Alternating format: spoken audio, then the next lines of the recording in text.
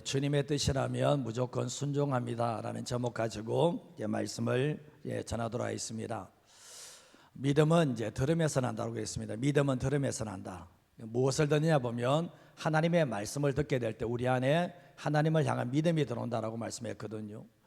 예수 믿는 사람은 믿음이 없으면 하나님을 기쁘시게 하지 못하잖아요. 그러면 우리가 믿음으로 충만해지기 위해서는 하나님의 말씀이 우리 안에 들어오지 않는 한은 믿음으로 충만한 삶을 살아가지 못하는 거예요. 그래서 매 순간마다 우리가 하나님의 말씀을 가까이 대해야 할 이유가 뭐냐 보면 세상 속에서 계산과 논리로 살아가는 게 아니라 믿음으로 살아가기 위해서는 하나님의 말씀이 우리 안에 들어올 때 정말 진짜 믿음의 삶을 살아갈 수가 있게 되는 거죠. 우리가 보면 주님과 함께 살아가는 밑거름이 이 시간이 되셔야 되는데 어쩌면 마지막까지 하나님께 쓰임받기 위해서도 끊임없이 말씀 앞에 서는 그 훈련이 필요하다는 거죠. 저도 이제 여기까지 올 때는, 부산까지 올 때는 순종을 통해서 여기까지 왔습니다. 하나님께서 저의 삶을 인도해 가시는 그 순종의 끝에서 이 갈보리께 주님의 교회를 주님께서 인도하셨고 제가 지금까지 사역을 하고 있거든요. 우리가 신앙생활 할 때 보면 자신의 생각과 자신의 뜻이 앞장서는 사람이 있는가 하면 신앙생활 할 때 항상 하나님의 뜻과 생각이 앞장서는 사람이 있습니다. 나는 어떤 사람입니까? 무엇을 결정할 때마다 내 생각과 내 뜻이 앞섭니까? 아니면 하나님의 뜻과 계획이 앞장서십니까? 만약에 내가 뭔가를 선택할 때 나의 뜻과 계획이 앞장선다면 그분은 주님을 믿는 사람이라고 말하지만 여전히 자기가 주인된 삶을 살아가는 사람입니다. 그러나 무엇인가 선택해 나갈 때 항상 하나님의 뜻을 생각하고 하나님의 섭리와 계획을 생각하고 순종하는 사람이라면 그 사람은 하나님께 속한 사람이라는 것을 알게 되죠. 우리가 신앙생활 할 때 보면 자기 생각이 앞서고 자기 감정이 앞서면 순종하기는 힘듭니다. 뭔가 순종할 때마다 항상 자기의 생각과 감정이 앞서다 보면 주님의 말씀 위에 자기의 생각이 있고 주님의 말씀 위에 자기의 감정이 앞서게 된다는 거죠. 그래서 우리가 하나님의 말씀에 순종하려면 자기의 생각을 내려놓을 줄 알아야 되고 자기 감정을 절제하지 않으면 순종하기는 힘들다는 것을 알게 됩니다. 신앙의 성숙은 순종으로 나타나는 거거든요. 신앙생활의 꽃은 순종이라는 것을 모르는 성도는 없습니다. 이해되지 않고 납득되지 않아도 그래도 하나님의 말씀이면 받아들이고 순종합니다. 이게 신앙생활이라는 거죠. 근데 이런 자리까지 올라가기까지는 세월이 많이 걸리게 되는데 모든 그리스도인들이 신앙의 성숙의 과정으로 나아갈 때 이 순종이라는 것을 빼놓고 말할 수는 없습니다. 근데 우리가 신앙생활 할 때 보면 분명히 하나님의 뜻인 것을 알면서도 불구하고 순종하기가 쉽지 않고 어렵다는 것을 알게 됩니다. 왜냐하면 순종하려면 자기 죽음이 이루어지지 않는 한 순종은 되지 않기 때문에 그렇죠. 그러나 예수 믿는 사람이 순종을 하면 그 마음에 기쁨이 있고 그 마음에 행복이 있습니다. 참 순종하기 참 잘했다. 그 순간에 정말 고민이 참 많이 됐는데 정말 걱정이 참 많이 됐는데 정말 순종하기 참 잘해서 그거는 순종할 때 주님이 주시는 내적인 좀 평안이고 기쁨이라고 말할 수가 있겠죠. 성경에서는 순종을 참 많이 강조를 하는데 신명기 28장 1절 말씀을 같이 한번 읽어보겠습니다. 내가 내 하나님 여호와의 말씀을 삼가 듣고 내가 오늘 내게 명령하는 그의 모든 명령을 지켜 행하면 내 하나님 여호와께서 너를 세계 모든 민족 위에 뛰어나게 하실 것이라. 주님의 약속입니다.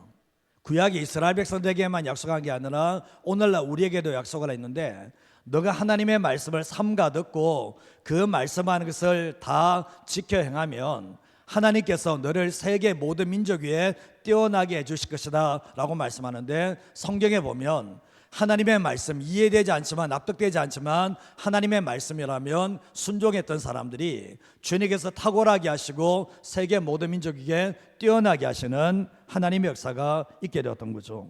그리고 신명기 28장의 모든 복도 무엇을 통해서 오는가? 순종을 통해서 온다는 것을 알려주고 계시죠. 신명기 10장 13절 말씀에 보면 내가 오늘 내 행복을 위하여 내게 명하는 여호와의 명령과 규례를 지킬 것이 아니냐라고 말씀하고 있거든요. 주님께서 모세를 통해서 하시는 말씀이 내가 내일 내 행복이 아니라 오늘이에요. 오늘 내 행복을 위해서 너가 오늘 여호와의 명령과 규례를 지킬 것이 아니냐라고 말씀하는데, 순종은 내일 하는 게 아니에요. 순종은 오늘 하는 거예요. 순종할 때 행복이 내일 오는가, 그게 아니고 순종할 때 오늘 행복이 우리에게 주어진다라고 말씀을 하고 있거든요. 그래서 오늘 우리의 순종이 우리에게 행복을 가져다 준다는 것을 분명히 말씀하고 계시죠. 사도행전 5장 32절 말씀에도 보면 우리는 이 일의 증인이요 하나님이 자기에게 순종하는 사람들에게 주신 뭐죠? 성령도 그러하니라 하더라라고 말씀합니다. 우리가 기도할 때 성령의 충만함을 받습니다. 정말 성령으로 충만해지기 위해서 기도할 때 오순절 마가의 다락방에 성령님이 찾아오셨던 것처럼 성령께서 충만하게 임재하시는 역사가 있는데, 그 성령의 충만함을 유지해 갈 수 있는 방법이 뭐냐? 순종이라는 것을 우리에게 말씀하고 계시죠. 사도들이 순종하면 죽을 수 있습니다. 지금 종교 지도자들이 너 우리 말 안 들으면 너 죽여버릴 거야 이렇게 했거든요. 근데 그 상황 가운데 이전 같으면 알았어 우리 그냥 예수님 안전할게, 그냥 우리 살려줘 이렇게 할 사람들이지만, 성령의 충만을 받고 나는데 달라진 게 뭐냐 보면 너희들의 사람의 말을 듣는 게 아니라 우리는 주님의 말씀에 순종하겠다 했을 때 성령께서 더 부어주시는 하나님의 역사가 있게 되었던 거죠. 순종은 성숙한 그리스도인의 표지와 같습니다. 우리가 하나님의 뜻이면 어떻게 되는가? 순종하면 반드시 하나님이 역사를 하시지만 순종하지 않으면 하나님의 역사가 나타나지 않아요. 그러나 내가 순종의 사람이 되기까지는 신앙의 세월이 걸린다는 것을 알게 되는데, 순종하게 되면 큰 그림 속에서는 하나님의 나라가 이루어지게 되고 작은 그림 속에서는 나를 통해서 하나님께서 일하시는 통로를 열게 되는 것이 순종이라는 것을 알게 되죠. 세례 요한이 빈들에서 소년기부터 시작해서 30살까지, 소년기 정확한 나이를 얘기하지 않아요. 소년기부터 30살까지 빈들에서 광야에서 훈련을 받습니다. 연단을 받습니다. 근데 오랜 세월 연단을 받은 결과가 뭡니까? 자기 죽음이에요. 오랜 연단과 훈련을 받은 게 뭐냐 보면 나는 사라지고 내 안에 주님이 자리 잡게 되고 나는 죽고 내 안에 하나님이 살아나는 역사를 경험하게 되었거든요. 자기 죽음을 통해서 자기 죽음을 통과한 사람의 특징이 뭐냐 보면 주님의 뜻이라면 무조건 순종한다는 거예요. 주님의 뜻이라면 무조건 순종하는 게 뭐냐 보면 자기 죽음을 통과한 사람, 연단과 훈련을 통해서 자기 죽음을 통과한 사람들은 더 이상 내 안에 내가 남아있지 않는다는 거예요. 오직 주님이 남아 계시고 주님만 뜻만 남게 되는데, 좀 전에 찬양했던 것처럼 나의 가고 서는 건 주님의 뜻에 있다는 거예요. 내가 가고 싶어서 가는 거, 내가 서고 싶어서 서는 게 아니라 나의 가고 서는 것이 오직 주님의 뜻에 있음을 알며 주님 없이는 아무것도 할 수 없다는 것을 몸으로 체득하게 됩니다. 우리가 순종하면서 복종하는 그 삶을 살아갈 때 주님은 이런 사람을 통해서 일하시거든요. 오늘 말씀은 세례 요한에게 이해하기 힘든 상황을 마주하게 됩니다.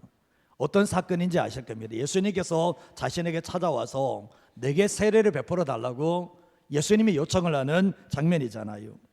근데 오늘 3장 13절 말씀에 보면 이때에 예수께서 갈릴리로부터 요단강에 이르러 요한에게 뭘 받으러 오셨습니까? 세례를 받으러 오셨다라고 말씀을 합니다. 여기 이때라는 것은 세례 요한의 사역이 최고의 절정기에 올랐을 때요. 세례 요한의 사역이 최고의 절정기에 올랐을 때 예수님께서 찾아오시는데 갈릴리로부터 요단강까지는 100km가 넘어요. 100km가 넘는 거리를 걸어서 예수님께서 이 세례 요한에게 세례를 받으러 찾아오셨던 거예요. 하나님의 아들이신 예수님께서 죄인들이 받는 그 세례를 직접 받으신다는 게 이해가 돼요. 하나님의 아들, 세례는 죄인이 받는 거거든요. 죄를 씻기 위해서 받는 것인데 하나님의 아들 예수가 이 세례 요한 죄인으로 태어났던 이 세례 요한에게 와서 세례를 받겠다고 찾아온 이 사건인데, 우리가 결과는 잘 아시다시피 세례 요한이 이 세례를 예수님께 베풀었다는 것 또한 알게 됩니다. 자, 첫 번째로 해야 하시는 게 뭔가 같이 한번 읽어보겠습니다.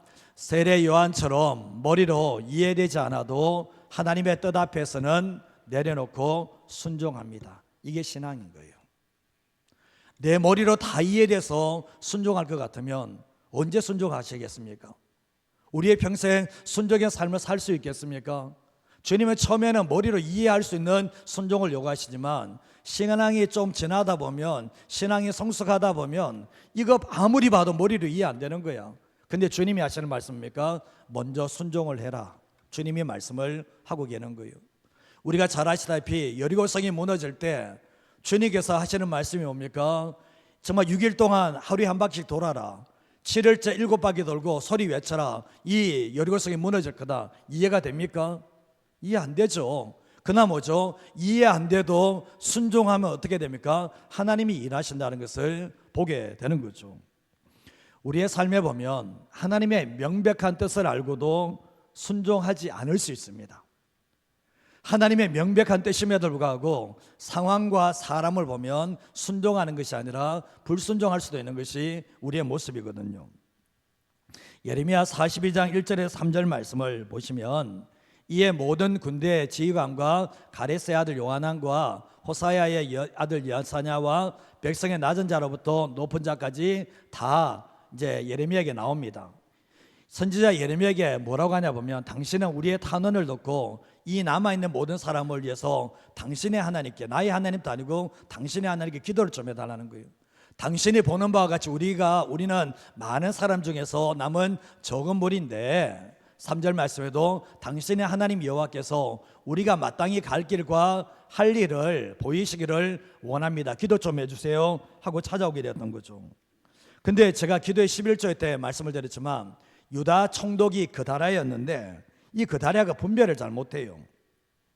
암몬 왕이 느다냐의 아들 이스마엘을 보내서 그다랴를 죽이려고 했습니다. 그다랴 이 유다 총독을 죽이려고 했는데 그 사실을 누가 알게 됐나 보면 요하난이라는 사람이 이것을 알게 되었어요. 그래서 총독에게 그다랴에게 찾아가서 이스마엘이 당신을 죽이려고 합니다. 2번이나 진심 어린 이 권면을 하고 충고를 해주게 되는데 무시를 해버립니다. 무시한 결국은 어떻게 되는가? 유다 총독 그다랴가 이스마엘과 함께 식사를 하는 자리에서 이스마엘이 총독을 죽여버립니다. 총독 죽여버리거든요. 그리고 거기에 있는 바벨론 사람도 죽여버리고 함께 있는 사람도 다 죽여버리게 되었습니다. 나중에 요하난이 이 사실을 알게 되었습니다. 총독이 죽게 되고 이 총독을 죽인 사람이 이스마엘이라는 것을 알게 되면서 이스마엘을 찾아가서 이스마엘과 싸워서 이기게 됩니다. 함께 있는 사람들도 다 빼앗아서 어디로 가려고 하나 보면 애굽으로 가려고 하는 그 마음을 가지고 있었는데 바벨론 왕이 너무나 두려워서 갈대아 사람이 죽었으니까 두려워서 애굽으로 가려고 하는 가운데서 예레미야에게 찾아와서 하나님의 뜻을 묻습니다. 하나님께 기도해 주십시오. 우리가 마땅히 갈 길과 할 일을 당신이 기도해서 우리에게 좀 말해 주세요 요청을 하게 되는데 6절 말씀 같이 한번 읽어보겠습니다. 우리가 당신을 우리 하나님 여호와께 보내면 그의 목소리가 우리에게 좋든지 좋지 않든지를 막론하고 순종하려 함이라. 우리가 우리의 하나님 여호와의 목소리를 순종하면 우리에게 복이 있으리이다 하니라. 좋든지 좋지 않든지를 막론하고 어떻게 하겠다고요?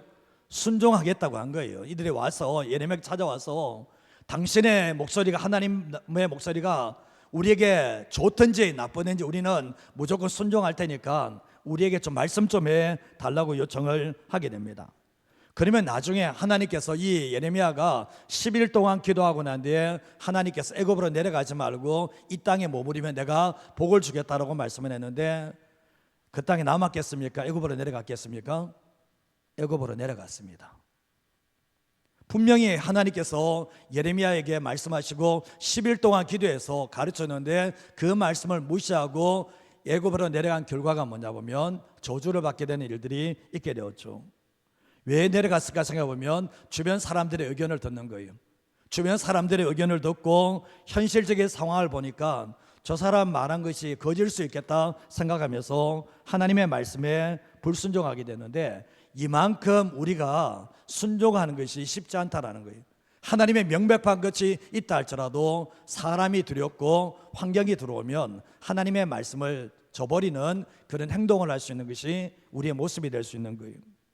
사도행전 16장 6절에 7절 말씀에 보면 성령께서 아시아에게 말씀을 사도 바울에게 전하지 못하게 하는데 그들이 부르기아 땅 갈라디아 계속 아시아로 돌고 있는 거예요. 7절 말씀에도 보면 무시아 앞에 이르러 비두니아로 가고자 하되 예수의 영이 성령님이 허락하지 않았다라고 말씀하고 있거든요. 사도 바울이 영적으로 분별하는 것이 100%가 아니었어요. 사역의 초반기 때는 정말 사도 바울이 하나님의 인도하심을 따라가지만 영적인 분별력이 온전하지 못할 때가 있었거든요. 근데 계속해서 예수의 영이 막는데도 불구하고 이것도 모르고 계속해서 아시아 땅으로 가고자 하니까 성령께서 계속해서 막으시면서 환상을 보여주십니다. 마게도냐 사람이 와서 우리를 도와라는 그 환상을 보면서 그제서야 왜 이렇게 계속해서 막혔는가, 결국 하나님께서는 이쪽이 아니라 유럽 땅으로 건너가게 하신다는 것을 알게 되면서 유럽 땅으로 건너가게 됩니다. 사도 바울이 이 사건이 엄청나게 중요한 사건이 되었는데 자기가 실수한 거잖아요. 자기의 생각 그대로 고집해서 그대로 간 거잖아요. 근데 이 사건을 통해서 사도 바울은 더 이상 실수하지 않아요. 왜냐하면 내가 주님께 먼저 물어보고 방향을 정했어야 되는데 묻지 않고 자기 계획대로 움직여서 이런 일이 일어났기 때문에 철저하게 그 다음부터는 하나님의 뜻을 묻고 분별하고 움직였다는 것을 알게 됩니다. 오늘 마태복음 3장 14절 말씀에 보면 요한이 말려 이르되 내가 당신에게서 세례를 받아야 할 터인데 당신이 내게로 오시나이까, 이 말을 합니다. 여기서 말씀은 요한이 말렸다고 그러니까 그냥 손잡고 아닙니다, 이게 아니고 정말 완곡하게 말리고 있는 것이고 집요하게 말리는 거예요. 그리고 계속해서 예수님은 세례를 받아야 된다 그러고 이 세례 요한은 뭡니까? 완강하게 난 당신에게 세례를 줄 수 없다라고 계속해서 말리면서 하는 말이 뭡니까? 내가 죄인이기 때문에 의인인 당신에게 내가 세례를 받아야 되는데 왜 당신이 내게 옵니까? 이 말을 하게 되는 건데 맞는 얘기잖아요. 세례 요한은 뼛속까지 죄인에서 태어났고 예수님은 의인으로 이 땅에 오셨습니다. 그렇기 때문에 뭡니까? 내가 당신에게 정말 이 물에서 세례 받아야 된 것이네, 당신에게 받을 이유는 없습니다라고 했는데 예수님은 계속해서 요청을 하고 세례 요한은 계속해서 반대를 하고 있는 상황 가운데 있었습니다. 근데 15절 말씀에 보면 예수께서 대답하여 이르시되 뭐라고 합니까? 이제 허락하라. 우리가 이와 같이 하여 모든 의를 이룬 것이 합당하리라 하시니 이에 뭐죠? 요한이 허락을 했다라고 말씀하죠. 이게 현대인의 성경에 이렇게 되어 있는데 한번 읽어볼까요? 예수님이 요한에게 지금은 내 말대로 하자, 이렇게 하는 것이 하나님의 뜻이다 라고 말씀하시자 그제서야 요한이 예수님께 세례를 주었다. 어쩌면 좀 전에 맞지만 이제 허락하라고 했을 때 예수님이 세례 요한에게 단호하게 말씀을 하시거든요. 메시아이신 예수님께서 이러한 명령을 세례 요한에게 할 수가 있었는데, 근데 여기까지 말했다면, 이제 허락하라는 이 말씀까지만 했다면 세례 요한은 계속해서 거절했을 수 있습니다. 근데 뒤에 뭡니까? 이 세례를 베푸는 것에서 모든 의를 이룬다라고 이 말씀, 뒤에 말씀 이렇게 하는 것이 하나님의 뜻이다라는 그 한마디가 세례 요한의 입을 닫게 만들어 버렸던 거예요. 이게 하나님의 뜻이라는 거예요. 세례 요한이 빈들에서 10년 훨씬 넘는 세월 동안 훈련받은 이유가 뭡니까? 하나님의 뜻에 순종하기 위해서, 하나님의 의를 이루기 위해서 한 거잖아요. 근데 결국 뭡니까? 우리가 이와 같이 하여 하나님의 모든 의, 즉 하나님의 뜻을 이루는 것이 합당하다 하니까 결국은 뭡니까? 이 세례 요한도 그제서야 이게 하나님의 뜻이고 하나님의 의라는 것을 알게 되면서 두 손을 들고 예수님에게 세례를 베풀었다는 것을 알게 됩니다. 세례 요한은 뭡니까? 정말 지금까지 예수님에게 세례를 인간적으로 나는 베풀 수 없습니다. 당신이 메시아인데 내가 어떻게 세례를 베풉니까? 이게 인간적으로 당연히 하는 말이었지만 예수님께서 우리가 이와 같이 해서 하나님의 뜻을 이루는 것이 이게 합당하다고 했을 때 세례를 베풀며 무조건 순종에 들어가는 이런 모습을 보게 됩니다. 우리의 삶을 살아갈 때는 어떻습니까? 때때로 거절할 수 있죠. 때때로 거부할 수 있죠. 그러나 이거 주님의 뜻입니다. 그러면 어떻게 해야 됩니까? 두 손 들고 항복하면서 순종해야 되는 것이 신앙의 성숙된 모습이라는 것을 알게 되죠.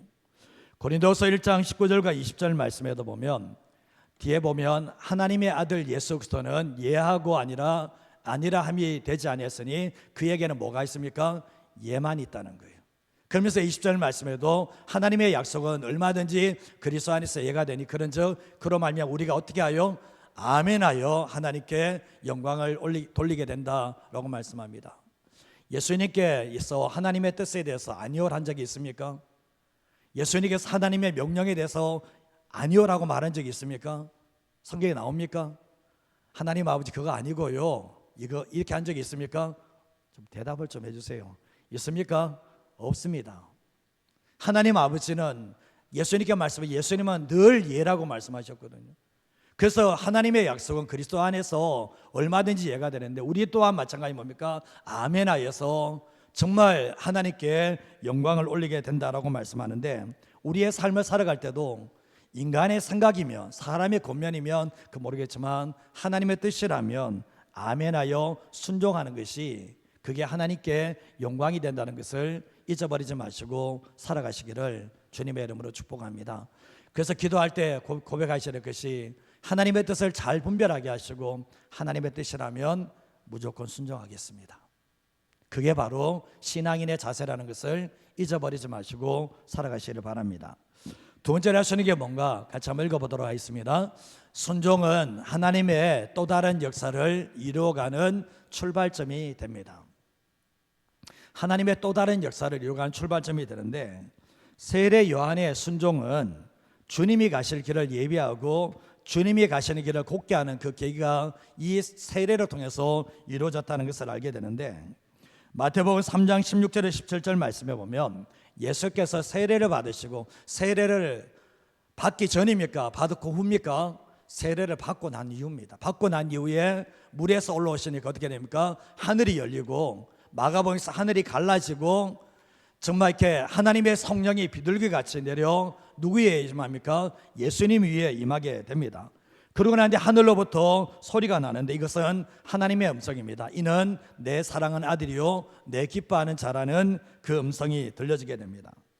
세례 요한이 예수님께 세례를 베풀었을 때 이 놀란 역사, 이 순종했을 때 이 놀란 역사가 있게 됐는데, 예수님께서 세례 요한에게, 인간이 세례 요한에게, 죄인인 세례 요한에게 세례를 받고 난 뒤에서 물에 올라오실 때 하늘이 열려지는 역사가 있고, 하나님의 비둘기가, 하나님의 성령이 비둘기같이 예수님에게 임하시면서 들고 뭡니까? 이는 내 사랑하는 아들이요 내 기뻐하는 자라는 이 음성을 듣고 난 이후에 예수님의 공적인 사역이 시작되는 거예요. 이전까지는 예수님께서 공적인 사역을 하지 않았어요. 그러나 세례 요한에게 세례를 받고 난 뒤에 이제는 공적인 공생의 사역이 시작되는 것을 보게 되는데, 이게 뭡니까? 이 세례 요한의 순종 이후에 예수님의 공적인 사역을 열어가는 첫 출발점이 뭐로 통해서 왔다는 겁니까? 세례로 통해서 왔다는 것을 충분히 볼 수가 있는 거예요. 이게 바로 순종 이후에 또 다른 하나님의 역사였다는 것을 알게 되는 거예요. 세례 요한이 계속 버티면서 나 못 줍니다, 나 안 됩니다 이렇게 하면 어떻게 됩니까? 정말 이 순종 이후의 역사를 보지 못할 수가 있잖아요. 그러나 세례 요한이 순종했을 때 하나님의 놀라운 역사가 예수님에게 부어지는 은혜가 있었고, 성삼위 하나님께서, 하나님 아버지의 음성이 들리죠. 그 세례를 받는 예수님이 계시죠. 비둘기, 성령에게 비둘기같이 임하시는 것을 보는 세례 요한이 이 모든 것들을 다 경험하는 역사가 일어나게 되었던 거죠. 요한복음 1장 29절에 30절 말씀을 같이 한번 읽어볼까요? 이튿날 요한이 예수께서 자기에게 나아오심을 보고 이르되, 보라 세상 죄를 지고 가는 하나님의 어린 양이로다. 내가 전에 말하기를 내 뒤에 오는 사람이 있는데 나보다 앞선 것은 그가 나보다 먼저 계심이라 한 것이 이 사람을 가리킵니다. 세례 요한이 다른 본문에서 이렇게 가거든요. 예수님이 세례 요한에게 찾아왔을 때 이 세례 요한이 했던, 보라 세상 죄를 지고 가는 하나님의 29절 말씀에 어린 양이라고 이야기하잖아요. 그러면서 또 정언하는 게 뭡니까? 하는 말이 뭐였습니까? 내가 전에 말했지 않냐, 내 뒤에 오는 사람이 나보다 앞선 것은 그가 나보다 먼저 계셨다. 세례 요한이 예수님보다 먼저 태어났거든, 6개월 먼저. 근데 하는 말이 뭡니까? 그 사람이 나보다 영원전부터 먼저 계신 분이라고 인정을 하는 모습을 보게 되죠. 그리고 31절과 32절 말씀해 보면 나도 그를 알지 못하였으나 내게 와서 물로 세례를 베푸는 것은, 내가 와서 물로 세례를 베푸는 것은 그를 누구의 어디에 나타낸 겁니까? 이스라엘에 나타내려 함이라 하리라 이야기하면서 32절 말씀에 요한이 또 증언하여 이르되 내가 보면 뭐죠? 성령이 비둘기같이 하늘로부터 내려와서 그의 위에 머물렀더라 얘기를 하게 됩니다. 결국 뭡니까? 세례 요한이 이 모든 광경을 다 봤다는 거예요. 내가 보니까 이런 얘기를 하잖아요. 33절과 34절 또 한번 읽어볼까요? 내가 그를 알지 못하였으나 나를 보내어 물로 세례를 베풀라 하신 그이가 내게 말씀하시되 성령이 내려서 누구 위에든지 머무는 것을 보거든 그가 곧 성령으로 세례를 베푸는 이인 줄 알라 하셨기에 내가 보고 그가 하나님의 아들이심을 증언하였노라 하니라 얘기하고 있습니다. 성령이 내려서 누구 위에든지 머무는 것을 보거든 그가 성령으로 세례를 베푸는 이인 줄 알라고 주님이 하나님이 이야기해 주신 거예요. 그래서 예수님에게 세례를 베푸는데 누가 내려오신 겁니까? 성령이 비둘기같이 내려와서 내려오는 것을 봤을 때 이분이, 나는 물로 세례를 베푸지만 이분이 정말 성령과 불로 세례를 베푸시라는 것을 알게 되면서 세례 요한은 이 인간 예수가 하나님의 아들이시라는 것을 증언했다라고 분명히 말씀하고 있죠. 세례 요한이 어떻게 해서 이거 경험한 겁니까? 순종해서 경험합니까? 정말 성령이 내려서 정말 이 많은 것이 있을 것이다 했거든요. 순종함으로 그 현장을 보게 되는 일들이 일어나게 되었거든요. 우리가 고린도서 5장 21절 마지막 구절인데 같이 한번 읽어보겠습니다. 하나님이 죄를 알지도 못하는 일을 우리를 대신하여 죄로 삼으신 것은 우리로 하여금 그 안에서 하나님의 의가 되게 하려 하심이라. 세례는 제가 말씀드렸죠. 세례는 죄인들이 죄를 씻기 위해서 받는 거예요. 근데 하나님이 죄를 알지도 못하는 분 누구십니까? 예수님 아닙니까? 예수님께서 우리를 위해서 죄로 삼으셨다. 세례는 누가 받는 거라고 했습니까? 죄인이 받는다 그랬잖아요. 근데 예수님께서 세례를 받으실 때 죄인의 입장에 선 거잖아요. 예수님께서 인간의 입장에 섰다는 것을 우리가 알게 되는데 결국 뭡니까? 예수님이 죄를 알지도 못한 분이 세례를 받으신 이유가 보면 죄가 없고 의인이신 예수님께서 우리를 대신해서 누구 앞에 죄인이 된 겁니까? 하나님 앞에서 죄인이 된 거 아니에요. 죄인이 아님에도 불구하고 우리를 대신해서 우리의 죄를 대속하기 위해서 세례 받으실 때 죄인이 되셨고, 더 나아가서 또한 자신이 십자가에 죽으실 때도 우리의 죄를 위해서 십자가에 죽으셨는데, 이 세례 받는 장면이 바로 결국 십자가의 사건까지 같이 연결되어 있다는 것을 우리에게 말씀하고 있죠. 예수님은 우리의 죄를 대신 지시기 위해서 십자가에 죽으시고 세례를 받잖아요. 그래서 우리가 예수님 안에서 뭐가 됩니까? 하나님의 의가 되는 거. 우리는 원래 의로운 존재가 아니에요. 그러나 예수님께서 나의 죄 때문에 십자가에 죽고 나의 죄 때문에 대신 세례를 받아주심을 통해서 우리가 하나님 앞에 받아들여진 존재가 되고 하나님 앞에 의가 됐다는 것을 우리에게 말씀하고 계시다는 거죠. 그리고 주님께서는 죄인을 구원하시기 위해서 공적인 사역이 바로 세례를 통해서 이루어졌다는 것을 알게 됩니다. 그래서 이 순종이 뭡니까? 하나님의 또 다른 시작에, 또 다른 역사의 출발점이 바로 시작됐는데, 공생의 사역이 시작되고 예수님께 결국은 인류를 구원하시기 위해서 이 죄인들을 용서하는 그 사역이 시작됐고, 그 마무리가 바로 십자가의 죽음이라는 것을 우리에게 말씀하고 있습니다. 우리의 삶을 살아갈 때도 그렇지 않습니까? 신앙생활할 때 보면 순종하는 사람들이 있습니다. 하나님 앞에 순종하는 사람, 머리로 이해되지 않지만 순종을 하게 되면, 그 당시 때 순종을 하게 되면 그 다음에 하나님 역사가 와요.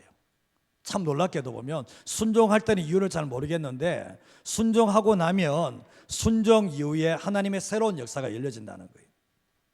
아멘 좀 하셔요. 순종 안 하면 그게 안 열려요. 제가 지금까지 삶을 살아오면서 이 한 가지 원리였습니다. 순종을 하면 꼭 죽을 것 같아요. 이거는 정말 순종 못할 것 같아요. 근데 아무리 기도해도 주님의 뜻이 맞아. 그러면 두 눈 감습니다. 두 눈 감고 내 생각, 내 계획 내려놓고 그냥 순종에 들어갑니다. 그러면 이전에는 그 순종 이후의 상황에 대해서 주님은 한 말씀도 한 적이 없거든요. 그 뒤에 뭐가 있을 거라고. 근데 순종을 딱 하게 되면 순종 뒤에서 하나님의 새로운 역사가, 나를 향한 하나님의 새로운 역사가 전개되어지는 것을 지금까지 보고 왔습니다. 여러분의 삶은 어떻습니까? 한번 되돌아보시면 정말 우리가 머리로 이해되는 것을 자꾸 순종하려고 하는 사람들은 평생 가도 순종 잘 못하거든요. 자기의 틀 안에서만 순종을 하게 되어 있습니다. 그러나 하나님의 뜻이라면 나의 생각 내려놓고 내 어쩌면 감정 내려놓고 순종해 나갈 때 하나님께서 그 존재를 인정하시고 순종 이후에 그 사람을 향한 하나님의 뜻을 위한 역사가 펼쳐진다는 것을 성경 말씀이 다 증언하고 있고, 순종하는 사람들의 삶을 통해서 그 삶이 열려진다는 것을 알게 되는 거예요. 여러분 삶을 살아갈 때 하나님의 뜻인데도 무시할 겁니까? 하나님의 뜻인데도 순종 못하겠다고 그러실 겁니까? 이스라엘 백성들이 광야길을 걸어가면서 불순종이 체질이 되어 있잖아요. 불순종이 체질이 되어 있잖아요. 주님이 아무리 뜻이라 그래도 주님요, 주님 상황 보세요. 주님 사람 보세요. 이거 어떻게 순종할 수 있는 겁니까? 40년 돌아도 순종을 안 해요. 그게 우리가 죄인인 사람들이 뼛속까지 이 불순종의 체질이 되어 있는 거예요. 그러나 한번 되돌아보시면 여러분의 삶을 살아갈 때 모든 축복이 뭐로부터 왔습니까? 순종으로부터 왔잖아요. 그래서 순종하는 사람들은 지금 상황이 이게 이해 안 되는 상황인데 지금까지 되돌아보니까 내가 순종하니까 그 다음에 하나님의 축복은 그분이 책임져 준 거거든요. 그래서 우리가 삶을 살아갈 때 순종하는 과정이 어렵다 할지라도 순종하는 것은 즐거워요. 그게 신앙인 거죠. 그럴 때 뭡니까? 하나님께서 우리의 삶 속에 오늘 세례 요한이 순종함으로 말미암아 자신만 복받는 게 아니라 예수님의 사역을 열어냈던 것처럼 우리의 삶 가운데서도 정말 우리의 순종을 통해서 누가 드러나시는 겁니까? 예수님이 드러나게 하시는 하나님의 역사가 있다는 것을 항상 잊어버리지 마시고 살아가시기를 바랍니다. 오늘 설교 제목이 주님의 뜻이라면 무조건 순종합니다. 세례 요한, 예수님께 세례 베푸는 거요, 이거 진짜 할 수 없는 거예요. 이거 진짜 해서는 안 되는 거예요. 누가 누구에게 세례를 준다는 겁니까? 그러나 주님의 뜻이니까, 주님의 뜻이니까 하는 거예요. 제가 한 가지만 예를 들고 마치겠는데요. 어느 날 이제 새벽에 원로 목사님이 강단에 오셔서 기도를 해달라고 오셨어요. 부담스럽겠습니까? 안 부담스럽겠습니까? 안수를 해달래요. 그것도 힘들겠습니까? 안 힘들겠습니까? 장로님도 올라오시는 거는 괜찮아요. 근데 원로 목사님 올라오시는 거는 저도 부담입니다, 사실은. 저는 그래서 원로 목사님 머리에 안수하고 기도 그렇게 안 했어요. 제가 목에 손을 얹고 이렇게 기도를 했지만, 그러나 그것도 뭡니까? 그래서 결국은 이제 못 이겨서 해드렸죠. 그러나 오늘 이 세례 요한의 모습을 한번 보세요. 자기 죽음이 이루어지지 않으면 이거 할 수 있겠습니까? 여러분 같으면 할 거예요. 예수님이 여기 앞에 와서 여러분 앞에서 세례 베풀어달라면 할 겁니까? 저는 죽었다 해도 못할 것 같은 느낌이 확 드는데, 근데 주님의 뜻이면 해야 되는 거예요. 그럴 때 뭡니까? 예수님의 길을 열어주고 예수님의 공생의 사역이 열어지고 성령님이 내려오시고 이런 모든 걸 통해서 하나님의 뜻이 이루어지기 때문에 순종해 나간다는 거죠. 삶을 살아갈 때 순종은 해도 되고 안 해도 되는 게 아닙니다. 하나님의 뜻이 명백하시면 무조건 순종하는 것이, 그게 결국 뭡니까? 주님을 영화롭게 하는 길이라는 것을 잊어버리지 마시고 하나님의 말씀을 보시고 그분께서 내게 말씀하시고 그분께서 내게 감동 주시면 아무리 부담스러운 예수님에게 세례 주는 이 부담스러운 것도 순종해 나간다면 우리의 삶을 통해서 순종이 우리의 삶을 이끌어가는 것들을 경험하는 우리 모든 성도님 되시기를 주님의 이름으로 축복드립니다.